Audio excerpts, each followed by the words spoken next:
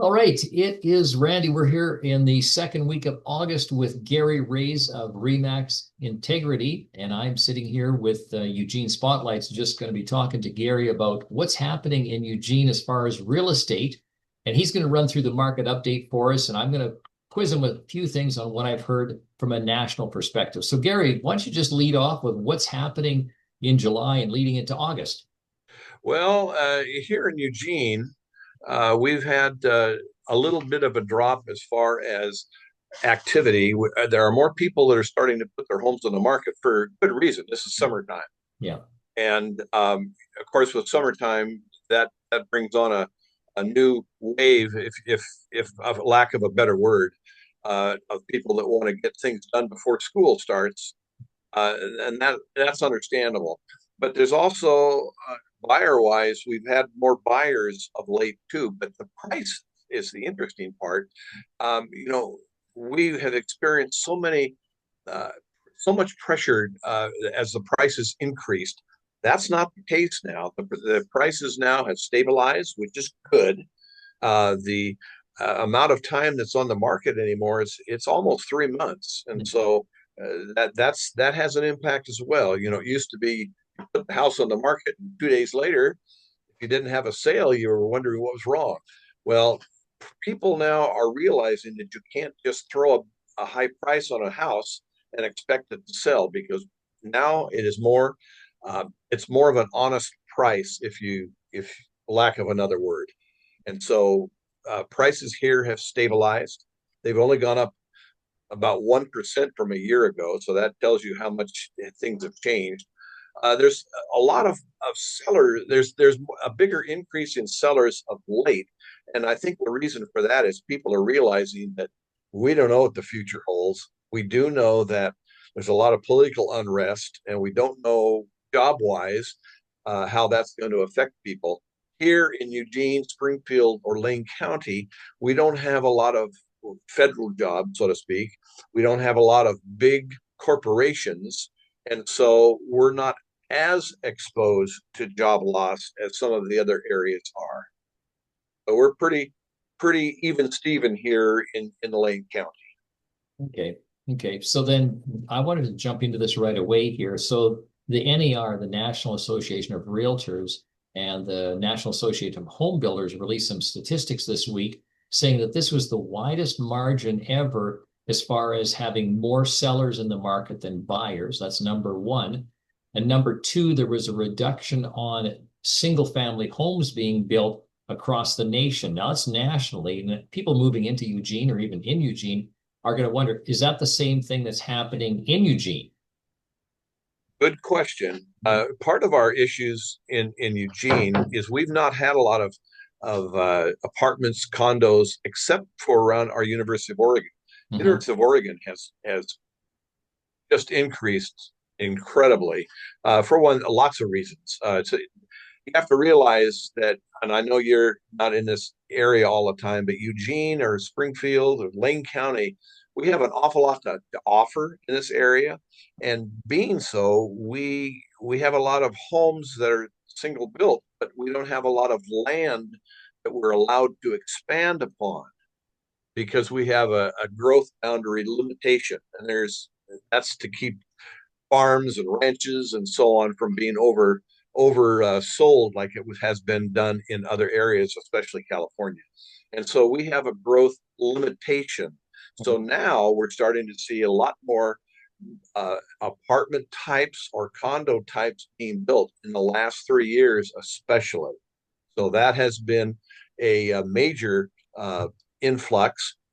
New houses have not had the land to do a lot of big projects. So we only have about 3 or 4 large projects or areas where 100 homes will be being built. So we're limited. Well, what I'm hearing then in Eugene, then that's probably one of the reasons that there's a stable market is there's a limitation on how many new homes you can build, number one.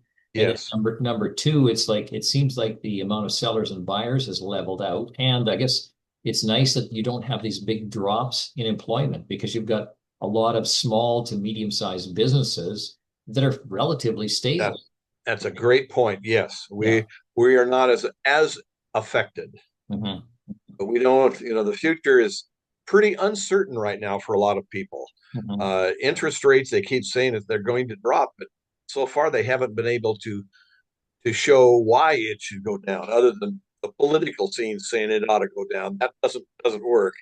Economics is driven in a certain way, and our people that are in charge of raising or lowering interest rates are well aware and are in control of making sure that this is done correctly. So I'm not looking forward. I mean, I don't expect much of a drop in interest rates in the future, and I also don't expect an increase in interest rates in the future. So that brings up a good point. And we've talked about it lots here, is that if this is where the interest rates are going to level out at, buyers need to accept that. And so it's okay, this is what our amount that we are going to be paying, and likely is not going to see significant moves either way. That is an accurate statement, Randy. Mhm. But let's play a different way. Let's pretend, oh my gosh, the interest rates dropped a whole point down. Let's say it's now in the low sixes or upward in the high fives, which I don't expect it to happen. Let's pretend it did, though. Would that help mortgage costs? Oh my goodness, would it ever? However, what would that happen? What would happen if if the interest rate dropped that much? That would allow so many more buyers to enter the market. Once those buyers are in the market, more pressure is put on those houses. And what do you suppose is going to happen to the house prices? They're going to be forced upward significantly if the rates were to go down that much. I'm a firm believer that we know what things are today. Let's lock let's lock that house up. Buy the house. That house mortgage doesn't change now. The interest rates can do anything it wants. It's not going to affect that house. The only thing that's going to affect the house prices, or excuse me, the house payment going up is simply taxes. So if that is now level, and then let's pretend that the interest rates drop significantly after you have purchased the home, you can always refinance to that lower interest rate. If the interest rate jumps up highly, big deal, doesn't affect you. So that's why I'm a firm believer that we know what it is now. Let's act now. Let's get your dreams taken care of today and not wait another year and procrastinate. That's the way I have always felt. Do what you can do best for your family. Yeah, I think it's best to lock it in. And I think even on the seller's perspective, it's the same way. You know what? This is what our house is worth. We know what to replace it is going to cost.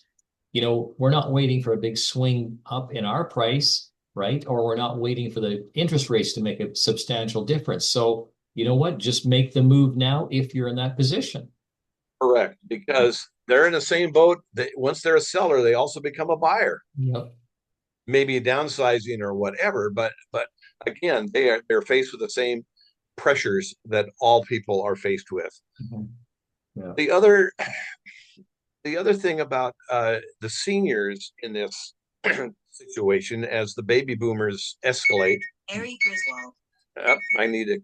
Sorry about that. That's good. As the baby boomers decide to downsize for all kinds of reasons, that shows an ability for people to be able to move upward to larger homes for families. It also allows the seniors to move down to a more comfortable lifestyle Mhm. without having to mow that big lawn. So there's lots of movements in the upper areas, not so much in the beginning buyer stages. So I've got a question we haven't really asked a lot here was what particular areas, like neighborhoods, are really the neighborhoods to move into in Eugene specifically? Like where's the most activity, I guess? Oh, unless you know Eugene, I have to tell you, you can go anywhere in Eugene Hmm. from one side to the other side of town in less than 30 minutes. I mean, Hmm. Eugene is not that big, and Hmm.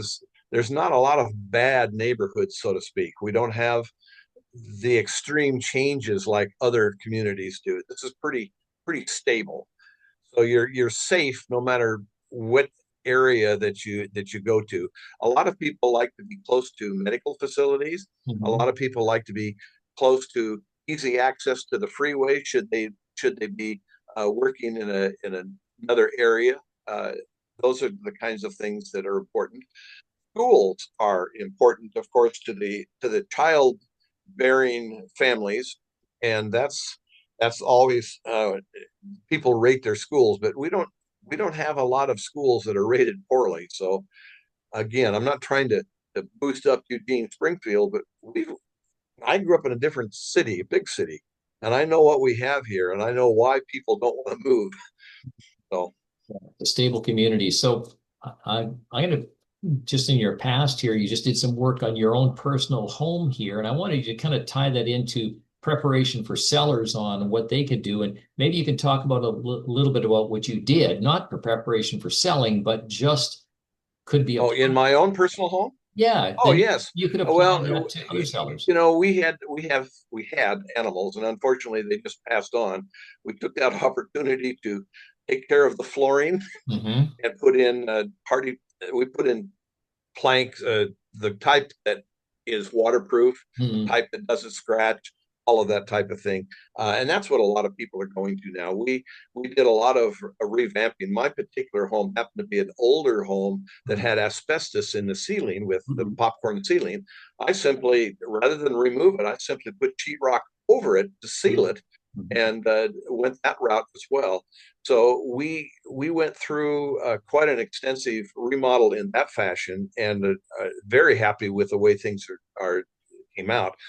The point is, for people that are getting ready to sell their home, they have to analyze what's worth fixing, fix anything that's broken, what's worth improving upon. Sometimes it's simply just paint, and then also the carpeting. Nobody, oh, I shouldn't say nobody. That's an absolute statement. Most people don't wish to move into a home with carpet that has been in there for a while, and because especially if they've had animals and have somebody else's ground in dirt. So if you're going to sell, sometimes it's a good investment to change out the flooring completely to a more modern hardy plank or some kind of laminate plank that's waterproof. If you want to still do carpet, that's okay, and you can do remnants or whatever to for the bedrooms and so on. Because if people are going to put in carpet, usually they do it in the bedrooms. The new carpeting has a fresh feel to it, and that's something it's not a real expensive fix to make your home worth more. What you do to your house, you want it to be you want the outcome to outproduce the cost, the value versus cost. And so that takes some planning. The hardest thing for most families, as you can imagine, is quote stuff in your house. How do you get rid of it all? That is so tough. There are methods that you should follow to do that. Some people rent uh, storage unit that works, except once it's out of sight, you forget to take care of it and get the stuff out of the storage unit and get rid of it. And so you're paying a fee there, but you have to get rid of, you have to under uh, underdo your house and all the furnishing. That's just a side note that we kind of got off track. But Right. when sellers are ready to sell, they need to do just Google all the things that they can do to improve upon inexpensively, I might add, to improve your chance for increasing your value. So I'm going to talk again more about what you did at your home on the water situation, not because a lot of people will have either an acreage or a farm or a ranch, but you could talk to them about, well, if you did have this situation, or even more so if you're buying one, what to look out on the water side of things as far as water supply. Can you kind of Well, sure. The first thing you're talking about is you're talking about farms, ranches, yeah, acreage. yep, There's a lot of half acre properties out there, whatever. Bottom line is they have a well. yep. Number one question, what does it produce? And they usually give you a number, gallons per minute. You Mhm. need to be between 3 and 5 gallons per minute to pass regulations for mortgages. If your output of a well is less than 3 gallons a minute, you need to do a storage tank. Their storage tanks are very inexpensive. People put in 1,000 gallon or 1,500 gallon storage tanks. That way your pump fills it up gradually, and then the water is taken from the storage unit, and your pump is not kicking on and off, on and off, on and off, destroying, basically burning out your pump. So number one is the amount of water.